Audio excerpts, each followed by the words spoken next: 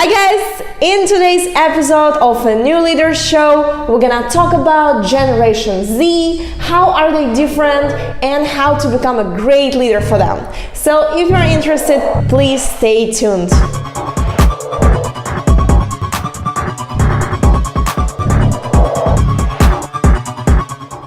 My name is Anastasia Green, and this channel is dedicated to leadership, empowerment, and impact. If you're interested in these subjects, please subscribe below. Okay, let's begin. I personally love Generation Z. My little niece is turning 10 this year, and I just absolutely adore observing how is she different than me. I'm Generation Millennials. We were the first generation who came and said that we want to have a mission. We want to have a work-life balance. We want to have more than just a paycheck in the end of the month. So the rules of the game had to change. I wonder why we were called the Generation Me. Well, I guess I'm sure you know why. We were the first one who came, and we were so self-centered that we needed to create an environment that will suit us. And if it wouldn't suit us, we would quit. In San Francisco, the average time that millennials stay with the company is about 10 months. That's a little bit ridiculous, and it costs a lot of money for the companies. By the way, on average, if you're hiring a tech person in San Francisco, it will cost you about $38,000 to acquire a new employee. That's when we started seeing that companies started making all these beautiful offices. They started adding coffee shops inside of the offices, play zones, relaxation zones, free food, gyms, massages, and all these amazing corporate benefits we all love so much. Everything was done for the millennials. But it's a very interesting time because right now, Generation Z is entering, and let's talk about how they are different. Generation Z is the generation that came right after millennials. So it's those who've been born in late 90s, on average 97 to 2014. You know, I really like how president of MTV called them the founders. Why? Because they came into the world that was already broken, and they saw that it's broken. What is interesting and very different about them is that they saw that it's broken, and they understood, they had the self-awareness that they can't break it even more.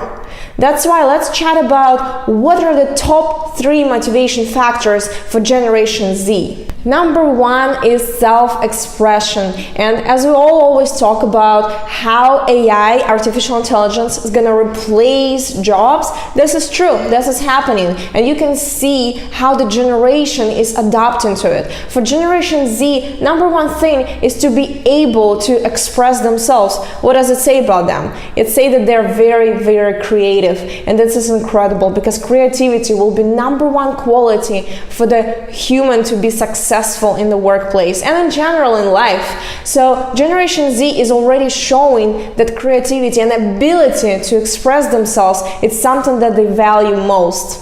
Number 2, compared to millennials who are talking and putting in the center work-life balance, for Generation Z, number 2 thing is global impact.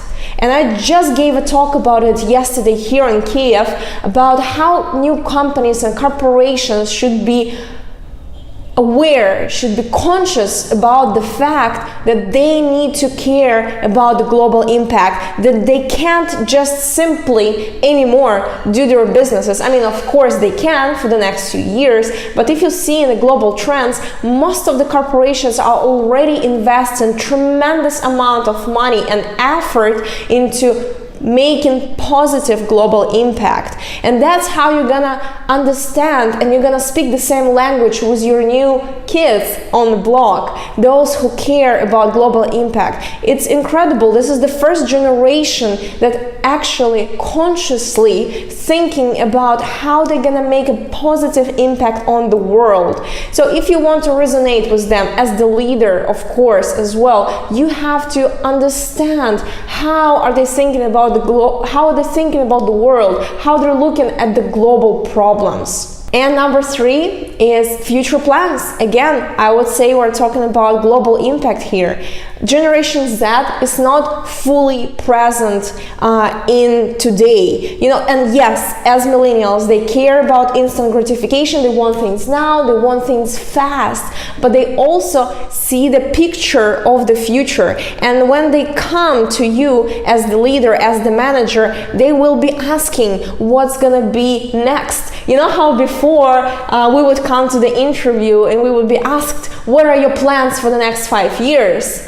So with Generation Z, it's gonna be reversed. They will be asking where you wanna be in 5 years, where is your company is gonna be, where are you looking, which direction you're looking. So these guys are really future focused, which I think is important and incredible for our planet, because right now, as any time before, we really need people who will be thinking how we're gonna live in 50 years from now. So as the leader or as the manager, you really need to make a big shift in the way you're communicating, in the way you're positioning yourself, in the way you're connecting with this generation.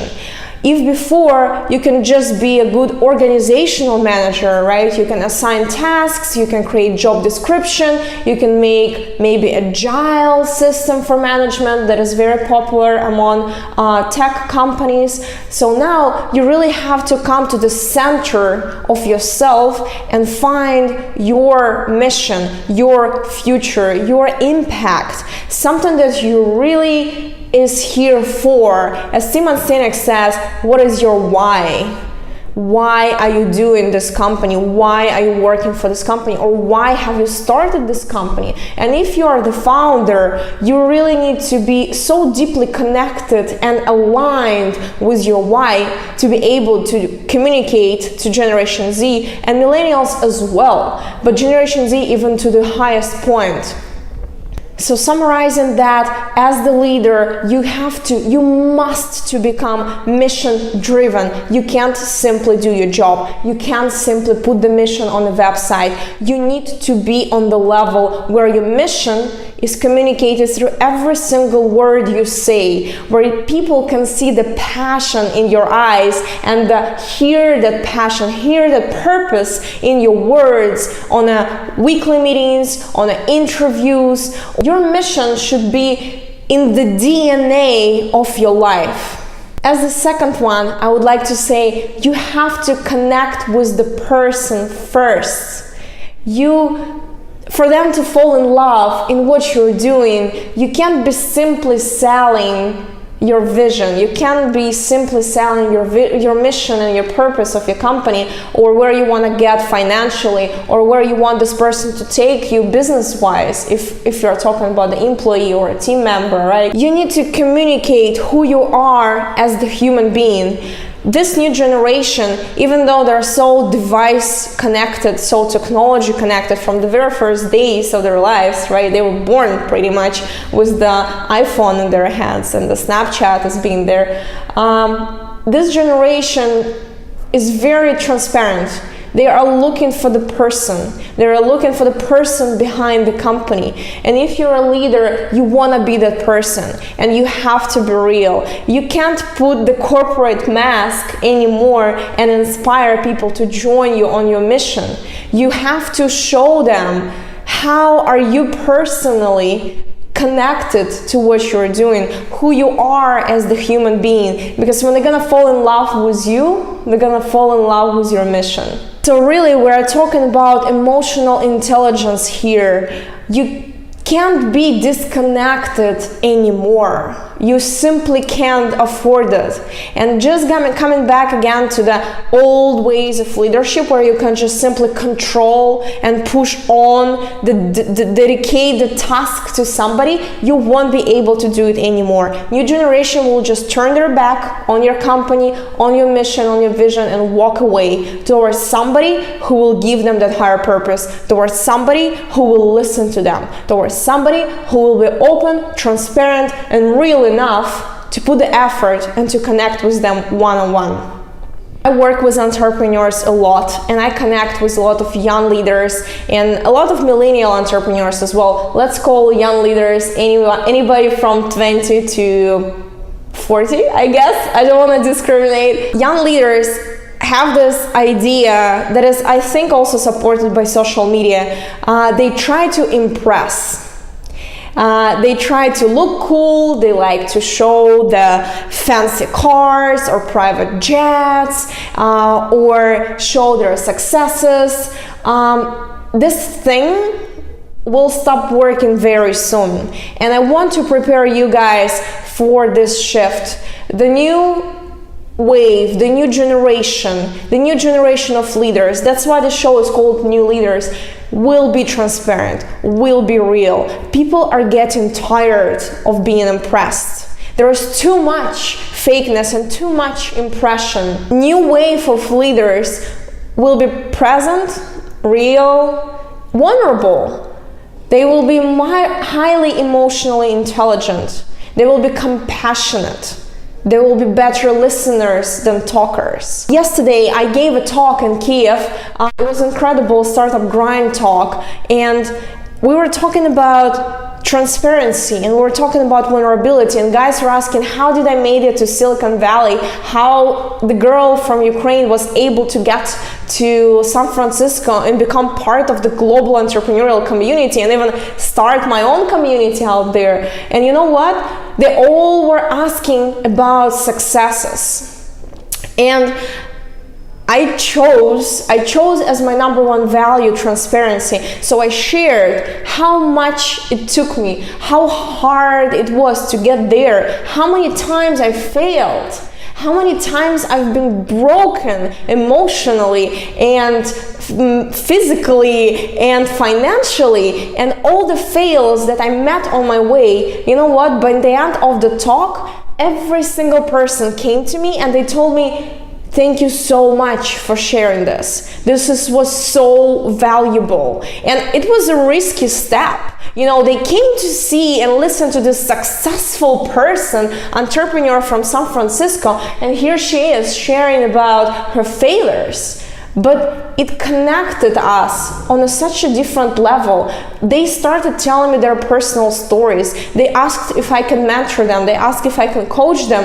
And they said that this was the most inspiring talk they heard in months. Why? Because it was real. Because I was able to be vulnerable. I was able to show the true story. And that's what I would like to encourage you to do, to share real stories, to show true you. I want to share one small story with you. I'm sure you know about Abraham Lincoln. He's considered to be one of the greatest leaders of humanity and definitely one of the most incredible presidents of the United States. So when Abraham Lincoln was found in his clothes, they found a little piece of paper that was saying, "You are the greatest president." So the question is, was he egotistical? Why would somebody such a high rank carry with them a reminder that he's a great president? Not so many of us know that during his presidency, he wasn't that popular. He was mostly acknowledged after his death. So if you think about it, Abraham Lincoln was carrying this little reminder that he is the great president, to stand out, to stand for his country and stand for his standards, to be that great leader. What does it show us? That even such a high level leaders, they need encouragement. And you guys as new leaders, you can either push, you can manipulate, you can motivate, you can impress your team and the people you're working with, or you can encourage them. So even if such a high-level person as Abraham Lincoln needed to have this little reminder that he is great, what do you think about others? Of course, all of us so badly need encouragement. So when you especially start working with somebody from Generation Z, encourage them more. And for some of us, it sounds like, oh, we need to give compliments all the time, even before they accomplish something. But this is not true. Encouraging is different. It's different. You're motivating them on a different level by showing how incredible they already are, and also showing them the level that they can get. Maybe they're not there yet. The Great Recession taught Generation Z that they have to be entrepreneurial. That's why also seeing how other generation been struggling in their offices and really hating and being very stressed about jobs. The new generation, they start being entrepreneurs in a very early age. That's why we see this 20 years old billionaires even or millionaires who are building companies, also solo entrepreneurs and even Instagram bloggers, all these young kids making money, being so passionate about what they do. So if you would like to understand this workforce, you have to create environment for them in which they will be able to express their entrepreneurial spirit, where they will be able to grow, where they will be able to risk, experiment, and see the results of their job. And what's very important, and a lot of leaders, especially the old generation leaders, they need to, Generation Z need to be able to take responsibility over the jobs they do. So you can't simply give them a task and micromanage. It's not gonna work. It simply won't work for this generation. They need to feel that this is their area of responsibility. They need to see the results in what they do. And you as the leader need to be there for them to support and also let go. And I would like to finish with the words, great leaders are not always the nice guys. This generation want growth. They want to be better the day they were yesterday. So for you as the leader, you have to learn how you can say and manage and sometimes be tough. Give them tough love for them to get better. And for you is the way to become a better leader. With care, with compassion, with all your emotional intelligence, show this person how they can grow. Take them higher, pull them up, take them to the next level, push them out. As Maxwell in his book Leadership says, give them the ladder and then extend the ladder beyond you, above you. Take them up to your level and then push them up higher. This is what the new leaders will do. They will extend the ladders and they will support and they will be emotionally intelligent. So don't try to impress. Empower your team, empower your people. I believe in you. It was Anastasia Green, New Leaders Show. Please give like to this episode and subscribe. Share with your friends if you like it. It will really help me. It will really support me to get this word out.